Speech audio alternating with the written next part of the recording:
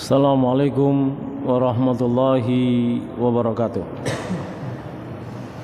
Innal hamdalillahilladzi a'zama ala ibadihi al-minnah bima dafa anhum kaida syaitani wa fanna wa radda amalahu wa khayyaba dhanna ij'al al-imtithara bil awamir wal istinab anin nawahi hisnan li awliyaihi wa junnah wa fataha lahum abwabal jannah wa arrafahum anna wasilata syaitan ila qulubihim as-sahawatul mustaqinnah wa inna biqamiha tusbihun nafsu al-mutmainnah dahirqatus sawkati fi qasmi khasmiha qawiyatul minnah.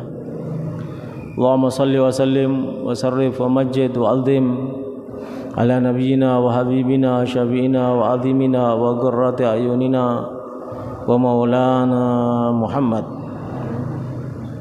qaidil khalqi wa mumahhidis sunnah. Allahumma salli wa sallim wa sarrif wa majjid wa azim ala sayyidina Muhammadin qaidil khalqi wa mumahhidis sunnah wa ala alihi wa sahbihi dawil absar al-thagibah wal uqulil murajjaha kama dzukira fil kitabi was sunnah.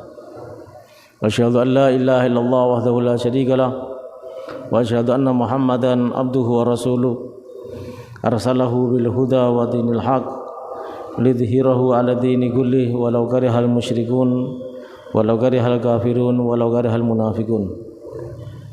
Amma ba'du, al hadirun al muhtaramun, betapa rapinya para sahabat mencatat tiap gerakan-gerakan Rasulullah, perbuatan dan perkataan Rasulullah, utamanya yang bertalian dengan sholat. Sebagaimana kita ketahui bersama, an Abi Qatadah radhiyallahu an, dari sahabat Qatadah radhiyallahu an, beliau berkata, kana Rasulullah sallallahu alaihi wasallam, Rasulullah sallallahu alaihi wasallam yusalli bina, salat bersama kami, fayaqra'u fid dhuhri wal asri, lalu Rasulullah membaca dalam salat duhur dan salat asar, fir raka'ataini al-ulayaini, dalam dua rakaat yang pertama, rakaat pertama dan kedua. Apa yang dibaca oleh baginda Nabi Muhammad bi Fatihatil Kitab, beliau membaca suratul Fatihah, wa suraten, dan membaca dua surat. Dalam rakaat pertama satu surat, rakaat kedua juga satu surat. Wa yuzmi'ana, dan baginda Nabi Muhammad sallallahu alaihi wasallam memperdengarkan kepada kami al-ayata, ayat, ahyanan, kadangkala, fi ba'dil awqat, karena Rasul sallallahu alaihi wasallam yajhar bi ba'dil ayat fi salati sirriyah. Salat seperti duhur dan asar itu kan bacaannya pelan, tapi kadangkala Rasulullah mengeraskan bacaannya, memperdengarkan kepada para sahabat, tentunya dengan tujuan untuk mendidik para sahabat apa yang harus mereka baca dalam solat sirriya, dalam solat yang bacaannya pelan, yaitu duhur dan asar, rakaat pertama dan rakaat yang kedua. Wa yutawilu fi rakaatil ula, baginda Nabi Muhammad sallallahu alaihi wasallam memperpanjang bacaannya dalam rakaat yang pertama. Tentunya fi rakaatil ula adwal min ats-tsaniyah, ay qira'at surah. Rasulullah membaca surat setelah suratul Fatihah dalam rakaat yang pertama lebih panjang daripada rakaat yang kedua, dengan tujuan lidrikahan nas ma'a ziyadati ma qablaha min du'ail iftita wal isti'adah. Rasulullah memanjangkan rakaat yang pertama agar orang yang ketinggalan itu bisa mengikuti, yang terlambat sholatnya bisa mengikuti. Bahkan ada tambahan doa iftitah, ta'awudz dan yang lainnya.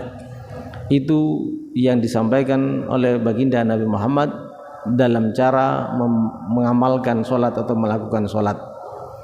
Jadi bukan cepet-cepetan. Imam itu al-imamu domin, imam itu domin, menjamin, sehingga imam itu harus menjaga bagaimana keadaan makmum. Kalau kira-kira ada yang ketinggalan, masih ada yang mau menyusul, sebagaimana dilakukan oleh Nabi, bacanya rakaat pertama agak panjang, karena rakaat pertama itu pahalanya sangat besar. Begitu baginda Nabi Muhammad sallallahu alaihi wasallam mengajarkan kepada kita. Bahkan yang sangat luar biasa disebutkan dalam kitab Baijuri juz 1. Di situ dijelaskan huruful Fatihah mi'a wa sitta wa khamsun. Jadi bismillahirrahmanirrahim sampai waladhdallin, suratul Fatihah itu jumlah hurufnya, ini pendapat yang pertama ya, sebanyak 156. Biisbatil alif, dengan menetapkan alif dalam maliki yaumiddin. Wa fi tsaniyah, dan dalam rakaat yang kedua maliki bihadfiha, maliki yaumiddin, dan maliki dengan membuangnya. Begitu sebagian ulama kita mengamalkan, li'annahu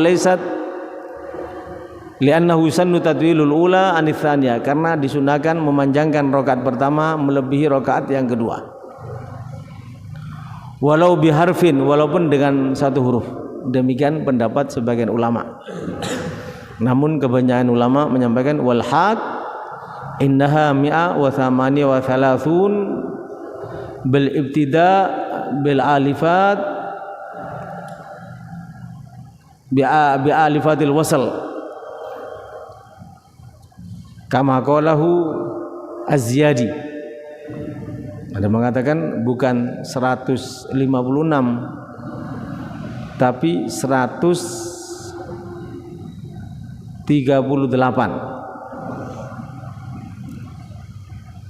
Jadi dengan memperhatikan alifnya. Jadi poin yang paling penting dari kitab Baijuri ini ialah karena ingin memperhatikan apa yang disabdakan oleh Nabi, yang diperintahkan oleh Nabi, karena menghormati apa yang disampaikan oleh Nabi, maka sampai suratul Fatihahnya itu pun dibedakan oleh para ulama. Jadi rakaat yang pertama maliki yaumiddin dipanjangkan satu huruf dengan ditambah satu alif. Rakaat kedua tambah alif maliki, supaya rakaat pertama lebih panjang daripada rakaat yang kedua.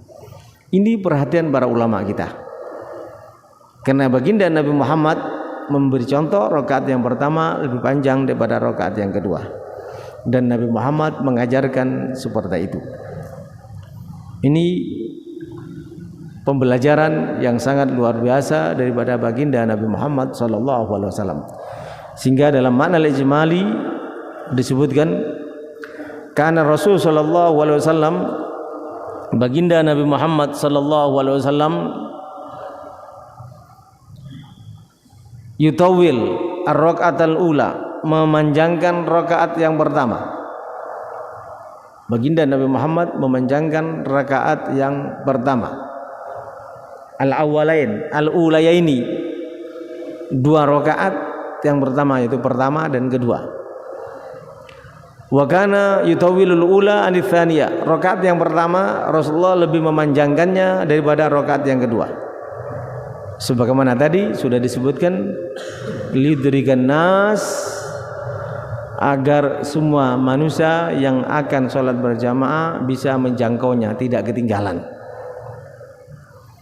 Dan alasan yang kedua kenapa rakaat yang pertama lebih panjang daripada rakaat yang kedua, li'anna nasyad fil ula akthar, karena semangatnya, karena baru sholat, baru takbir, lebih banyak. Fayakunul khusu' wal khudu' kadzalik, tentu dengan demikian khusyuknya dan khudu'nya Jadi khusyuk itu diartikan tadallulul qalb wa khaufu minallah. Karena baru bertakbir mengucapkan Allahu Akbar, maka hati itu merendahkan diri kepada Allah dan takut kepada Allah, itu masih hangat, masih semangat pada rakaat yang pertama. Wal khudu merendahkan diri dengan mendekatkan diri, artinya fi dhullin wa mahanatin.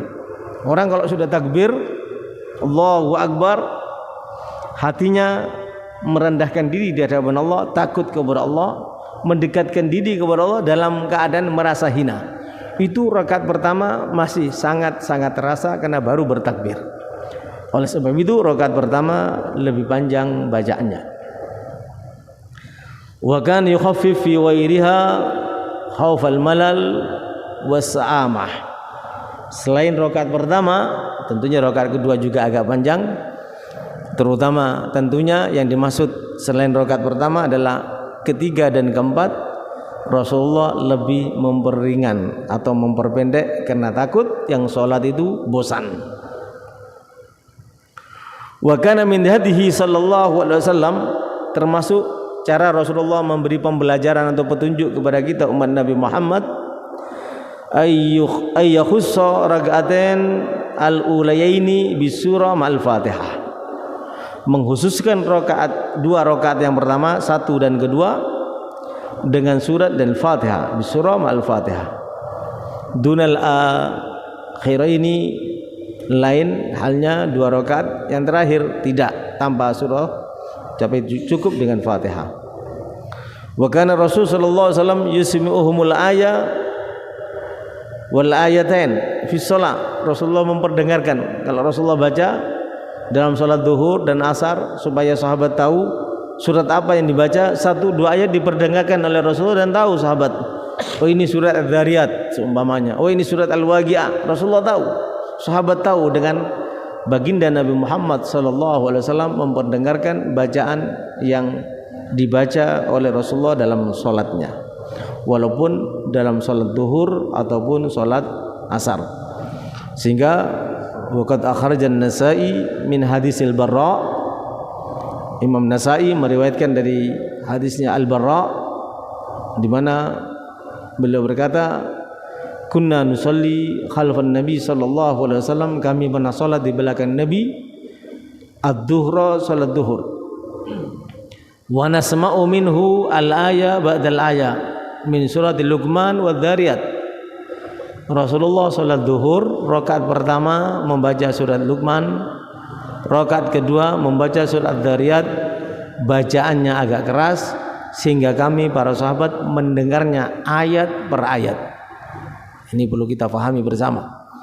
Dalam rangka untuk mendidik, maka Rasulullah memperdengarkan surat apa yang dibaca, sehingga ayat per ayat walaupun sholat zuhur terdengar oleh para sahabat Nabi Muhammad yang sholat di belakang baginda Nabi Muhammad.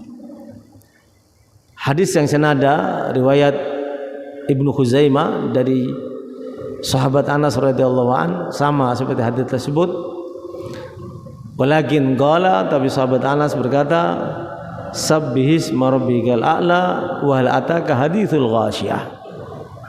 Rasulullah pernah sholat zuhur, Rasulullah mengeraskan bacaannya, dan kami mendengar rakaat yang pertama surat apa yang dibaca oleh Nabi, dan rakaat yang kedua dari sholat zuhur itu surat apa yang dibaca.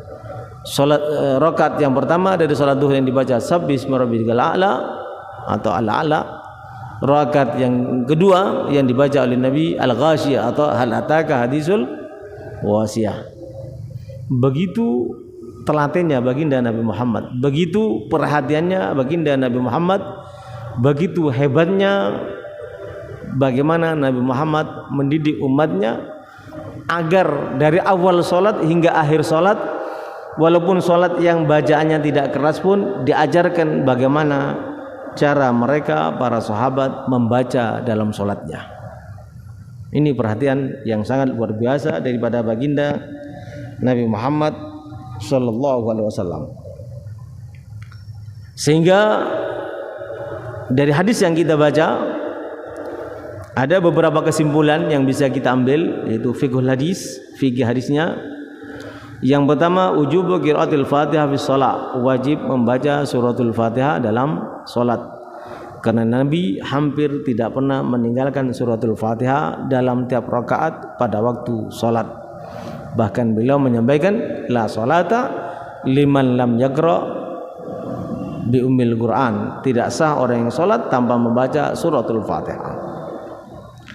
Fikul hadis yang kedua yang dapat kita ambil, masru'iyatu qiraati suratin ba'dal Fatihah fi rak'ataini al-ulayaini. Disyariatkannya membaca surat setelah membaca suratul Fatihah dalam 2 rakaat yang pertama, yaitu rakaat pertama dan kedua setiap salat. Disunahkan, tidak cukup baca suratul Fatihah tapi ditambah dengan surat yang lainnya, sebagaimana yang diriwayatkan oleh Nasai dan Ibnu Khuzaimah bersumber daripada Al-Barra dan Anas. Beliau berdua menyebutkan Rasulullah pernah salat zuhur dan kami mendengar bacaan surat apa yang dibaca. Surat pertama Luqman, kedua Az-Zariyat. Dan juga disebutkan oleh sahabat Anas, kami mendengar juga rakaat pertama Rasulullah membaca Sabbisma rabbikal a'la, rakaat kedua Hal ataka haditsul qasiyah. Ini fikih hadis yang kedua. Yang ketiga, masru'iyatu tadwilir rakaatil ula anits tsaniyah. Disyariatkannya lebih memperpanjang rakaat yang pertama dibanding rakaat yang kedua. Yang sudah dijelaskan tadi alasannya agar kalau ada orang yang mau sholat berjamaah tidak ketinggalan. Begitu cara Nabi mendidik para sahabatnya. Tentunya perhatian Rasulullah yang seperti ini tadi disebutkan dalam kitab Baijuri, sampai untuk melaksanakan perintah Rasulullah ini dibedakan rakaat pertama dan kedua, maliki untuk rakaat pertama, maliki untuk rakaat kedua, walaupun beda hanya dengan 1 huruf. Karena disyariatkan untuk memanjangkan rakaat yang pertama daripada rakaat yang kedua, sehingga juga perlu membaca doa iftitah dan ta'awud. Jadi jangan sampai imam tidak baca doa iftitah, Allahu akbar kabira walhamdulillah katsira, yang sudah kita bahas sebelumnya, dengan tujuan biar rakaat pertama itu lebih panjang, jadi yang ketinggalan tidak sampai ketinggalan. Ini yang disyaratkan oleh baginda Nabi Muhammad sallallahu alaihi wasallam. Adapun fikul hadis yang keempat, masru'iyatu qiraatil Fatihah fi rakaatain al-akhirayaini atau min ghairi surah. Untuk rakaat ketiga dan keempat disyariatkan cukup membaca suratul Fatihah tanpa membaca surat, karena Rasulullah setiap salat tidak pernah membaca surat dalam rakaat kedua dan ketiga, cukup membaca suratul Fatihah. Fikul hadis yang kelima, jawazul jahri bi ba'dil ayat fi sholati sirriyah.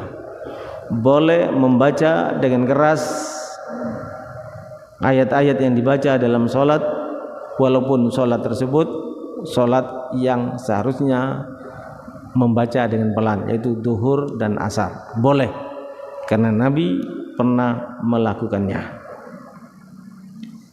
Yang keenam, jawazul iktifa bidhahiril hal.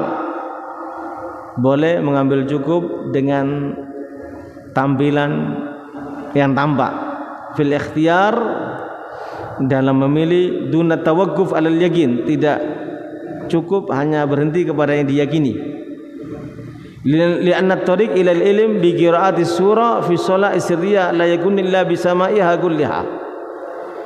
Karena jalan untuk mengetahui bacaan surat dalam salat yang rahasia tidak akan bisa difahami oleh para sahabat kecuali setelah mereka mendengarkannya secara keseluruhan.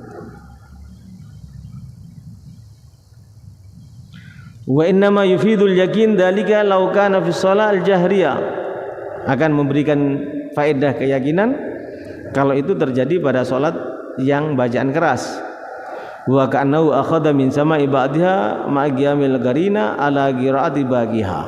Jadi riwayat yang lain fikul hadis yang ke-6 ini menjelaskan Nabi kadangkala hanya memperdengarkan ba'dul ayah, sebagian ayat yang dibaca, tapi lanjutan ayatnya kadangkala tidak terdengar. Namun sahabat tahu surat apa yang dibaca oleh Nabi tatkala diperdengarkan sebagian ayat. Oh ini surat Dzariyat umpamanya.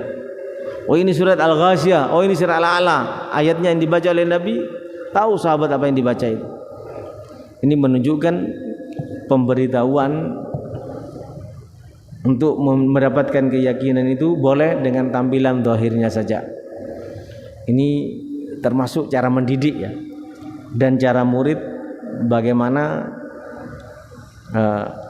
memahami dari gurunya, sebagaimana murid-murid Nabi, para sahabat memahami dari gurunya baginda Nabi Muhammad SAW. Jadi kehebatan Nabi yang juga ditularkan oleh Nabi kepada para sahabat. Sahabat itu keinginan Nabi tahu apa? Ini mencatat, suruh bawa kertas, suruh ini ya, untuk mencatat. Jadi diperhatikan. Ini bukan hanya main-main. Nabi SAW memperhatikan bagaimana para sahabatnya mengambil daripada Nabi, ilmu daripada Nabi satu persatu diajarkan oleh Nabi. Kadangkala ditunjukkan sebagian, dari sebagian itu semuanya bisa difaham oleh para sahabat Nabi Muhammad SAW. Ini namanya gurunya ikhlas, Rasulullah, muridnya ikhlas, sehingga tatkala didoakan ilmunya bermanfaat. Sehingga tidak ada seorang sahabat itu tidak jadi ulama. Mereka semuanya ulama, udul dan ulama, dapat dipercaya, dan mereka semuanya adalah ulama-ulama yang besar. Karena mereka memperhatikan apa yang diinginkan oleh gurunya dari kebaikan ilmu yang disampaikan oleh Nabi, dan tatkala mereka memperhatikan dengan keikhlasan mereka dan keikhlasan Nabi, maka jadilah mereka orang-orang besar di mata Allah dan di mata manusia, sehingga hadis yang mereka catat, riwayat yang mereka catat sampai kepada kita. Berikutnya an Abi Sa'id Al-Khudri, dari sahabat Abu Sa'id Al-Khudri radhiyallahu an.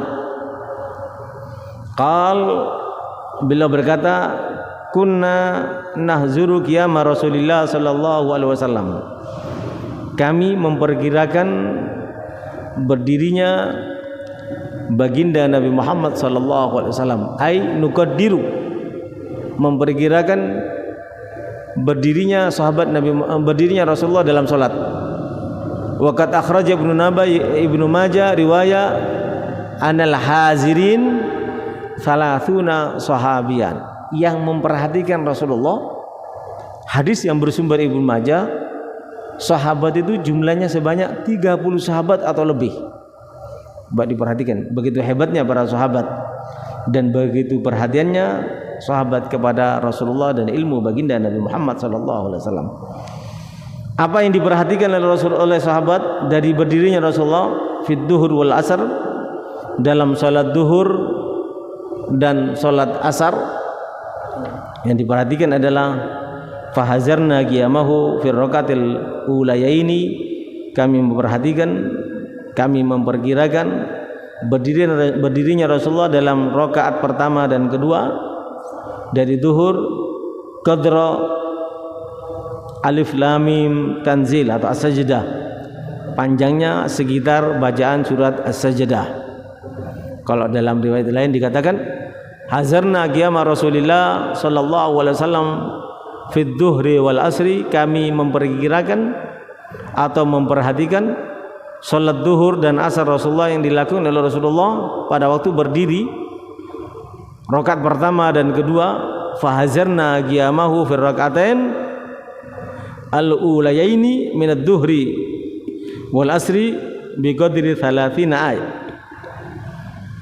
sekitar 30 ayat yang dibaca. Kalau alif lam mim tanzil as-sajdah itu 30 ayat. Jadi berdirinya Rasulullah rakaat pertama dan kedua dalam salat duhur dan salat asar diperhatikan oleh para sahabat itu selama membaca, jeda waktunya selama membaca 30 ayat.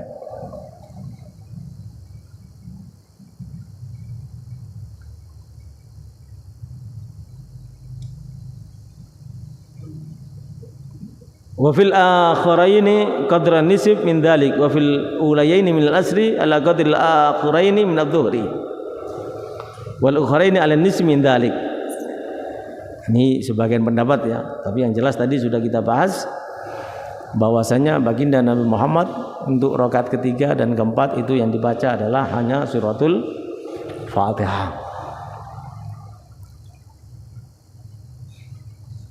Dan perlu diperhatikan al-makna al-ijmali, kana sahaba al-kiram asaddan nasi hirsan ala hifdzi sunnah. Sahabat baginda Nabi Muhammad adalah manusia yang paling tamak, paling semangat untuk menghafal sunnah baginda Nabi Muhammad sallallahu alaihi wasallam. Wa naqliha, dan menukilnya, wa dhabtiha, dan menghafal dan mencatatnya. Walihada dabbatu ahwala wa aqwal Rasul. Oleh sebab itu mereka mencatat dan memperhatikan secara seksama keadaan dan sabda-sabda baginda Nabi Muhammad sallallahu alaihi wasallam. Fahaulai 30 sahabian, jumlah mereka 30 sahabat yang diriwayatkan dalam hadis ini. Minhum Abu Sa'id Al-Khudri, yang diantaranya Abu Sa'id Al-Khudri. Yuqaddiruna salat Rasul, memperkirakan salat Rasulullah sallallahu alaihi wasallam. Fayubayyinuna qadra qiyamihi, maka mereka menjelaskan kadar berdirinya Rasulullah dalam salat, fi kulli raka'ah, dalam setiap rakaat, wa nidamuhu fi shalah, bagaimana aturan yang ditunjukkan oleh baginda Nabi Muhammad dalam salat. Walamma kana adh-dhuhru, dan ketika adanya salat zuhur, waqta wafalatin bin naum, karena itu waktu lalainya manusia karena tidur, fil gaila, tidur sebentar, kailula, karena Rasul sallallahu alaihi wasallam al-karim, Rasulullah yang mulia, yutawwilu fiha al-qira'ah akthar min al-asr, maka zuhur bacaannya lebih panjang daripada asar, supaya yang tidur, yang ketiduran bisa bangun dan mengikuti Rasulullah. Lidrikahal mutaakhir, salatnya tidak terlambat. Amal asr fakana yukhaffaf, salat asar diringankan oleh Rasulullah, atau yukhaffif, Rasulullah mendingan salatnya, salataha, li'annaha kanat taf'alu fi waqtil a'mal, kan Rasulullah melakukannya pada waktu orang bekerja. Fa kullu ma kana yaf'aluhu Rasul, setiap apa yang dilakukan oleh Rasul, min dalika fi salawat, dari hal tersebut dalam salat-salatnya, kana rahmatan wa syafaqatan bi ummati, adalah perwujudan rahmat, kasih sayang dan belas kasih Rasulullah kepada umatnya. Karena Rasulullah mempunyai sifat huwar raufur rahim, sifat yang diberikan oleh Allah, sangat penyayang, sangat pengasih kepada umatnya. Walamma kana al-musalli ansat ma yakunu fi awwali salatihi tawalat ar-raka'atal ula, karena orang salat itu semangat yang paling tinggi rakaat yang pertama, maka rakaat yang pertama diperpanjang rakaatnya, al-tsaniyah dibanding rakaat yang kedua, dan seterusnya. Dengan demikian fikul hadis yang dapat kita ambil, yang pertama, istihbabu tatwilul qira'ah fil ulayaini, disunahkan memperpanjang bacaan dalam dua rakaat yang pertama, yaitu pertama dan kedua dari zuhur. Wala anna Rasul, dan sesungguhnya Rasulullah al-Karim kana yagra'u fil akhiraini minhu ziyadatan alal Fatihah. Riwayat ini menyebutkan rakaat kedua dan ketiga Rasulullah tidak cukup membaca Fatihah, tapi baca surat. Ini mengatakan 15 ayat, ya, 15 ayat. Ini riwayat, menurut riwayat ini, tapi yang diambil oleh Imam Syafi'i untuk rakaat kedua cukup suratul Fatihah, tidak perlu membaca surat atau ayat-ayat yang lainnya. Tapi ayat riwayat ini mengatakan justru Rasulullah pernah membaca juga surat. Yang kedua, istihbabut takhfif fi salatil asar wa ja'luha 'ala nisf min salatid zuhur. Disunahkan meringankan salat asar dan menjadikan salat asar itu separuh daripada salat zuhur. Yang ketiga fikul hadis yang dapat kita ambil, jawazul i'timad 'ala dhanni fil akhbar. Boleh berpegang teguh kepada dugaan sahabat. Oh, ini dzariyat, berarti dibaca semua. Karena lamanya membaca Rasulullah, walaupun sebagian adzariyat yang diperdengarkan dan sebagian tidak diperdengarkan, tapi lamanya Rasulullah sama seperti lamanya membaca adzariyat sampai selesai. Itu dugaan sahabat. Kalau yang menduga sahabat lalu sahabat menyampaikan kepada kita, boleh. Karena ilmu itu dzon ya. Kalau yakin itu ilmunya Allah, yakin namanya. Tapi kalau fikih itu namanya dzon, dugaan, tapi dugaan mendekati benar. 80, 70 bisa, 70, 80 bahkan bisa lebih, itu dzon namanya.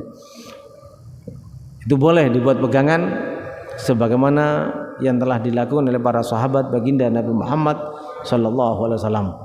Mudah-mudahan apa yang kita baca dan kita pelajari pada pagi hari ini bisa mendekatkan salat kita dengan salat baginda Nabi Muhammad, sehingga salat kita menjadi salat yang diterima oleh Allah dan bisa menghantarkan kita kepada husnul khatimah. Ya Allah biha ya Allah biha ya Allah biha ya Allah husnul khatimah. Ya Allah biha ya Allah biha ya Allah biha ya Allah husnul khatimah.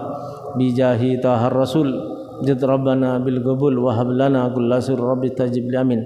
Rabbi fanfa'na bi barakatihim wahdina al husna bi hurmatihim wa amithna fi tariqatihim wa mu'afatihim minal fitani wal afa minkum. Wassalamu alaikum warahmatullahi wabarakatuh.